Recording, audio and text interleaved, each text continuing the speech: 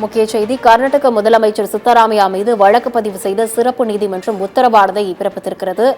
6 வாரங்களில் விசாரணை அறிக்கை தாக்கல் செய்ய வேண்டும் என்றும் நீதிமன்றம் தெரிவித்திருக்கிறது.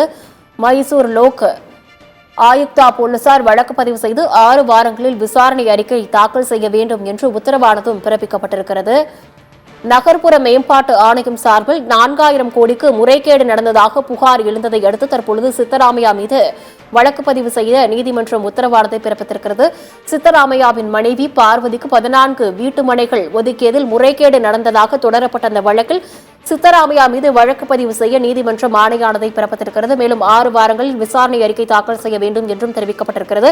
வழக்கு பதிவு செய்ய ஆளுநர் அனுமதி அளித்ததை எதிர்த்து சித்தராமையா தொடர்ந்த மனுவை நேற்று தள்ளுபடி செய்து உயர்நீதிமன்றம் உத்தரவை பிறப்பித்திருந்த நிலையில் சித்தராமையா மீது வழக்கு பதிவு செய்ய உத்தரவானது பிறப்பிக்கப்பட்டிருக்கிறது.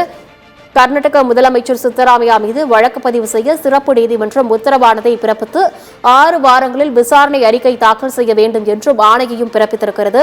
மைசூர் லோக் ஆயுக்தா போலீசார் வழக்கு பதிவு செய்து 6 வாரங்களில் விசாரணை அறிக்கை தாக்கல் செய்ய வேண்டும் என்று நீதிமன்றம் ஆணையை பிறப்பித்திருக்கிறது. நகர்ப்புற மேம்பாட்டு ஆணையம் சார்பில் 4000 கோடிக்கும் முறைகேடு நடந்ததாக எழுந்த புகாரை அடுத்து தற்பொழுது சித்தராமையா மீது வழக்கு பதிவு செய்ய உத்தரவானது பிறப்பிக்கப்பட்டிருக்கிறது.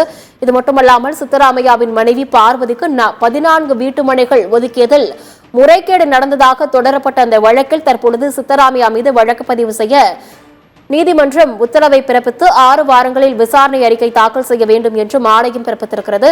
வழக்கு பதிவு செய்ய ஆளுநர் அனுமதி அளித்ததை எதிர்த்து சித்தராமையா தொடர்ந்த மனுவை நேற்று தள்ளுபடி செய்து உயர்நீதிமன்றம் உத்தரவை பிறப்பித்த நிலையில் தற்பொழுது சித்தராமையா மீது வழக்கு பதிவு செய்ய உத்தரவானதை பிறப்பித்திருக்கிறது. மேலும் 6 வாரங்களில் விசாரணை அறிக்கை தாக்கல் செய்ய வேண்டும் என்றும் நீதிமன்றம் ஆணையை பிறப்பித்திருக்கிறது. அண்மை செய்தியாக பார்த்து வருகிறோம். கர்நாடக முதலமைச்சர் சித்தராமையா மீது வழக்கு பதிவு செய்ய சிறப்பு நீதிமன்றம் உத்தரவானதை பிறப்பித்திருக்கிறது. இது தொடர்பான வழக்கில் 6 வாரங்களில் விசாரணை அறிக்கை தாக்கல் செய்ய வேண்டும் என்றும் மைசூர் லோக் ஆயுக்தா போலீசாருக்கு ஆணையானது பிறப்பிக்கப்பட்டிருக்கிறது.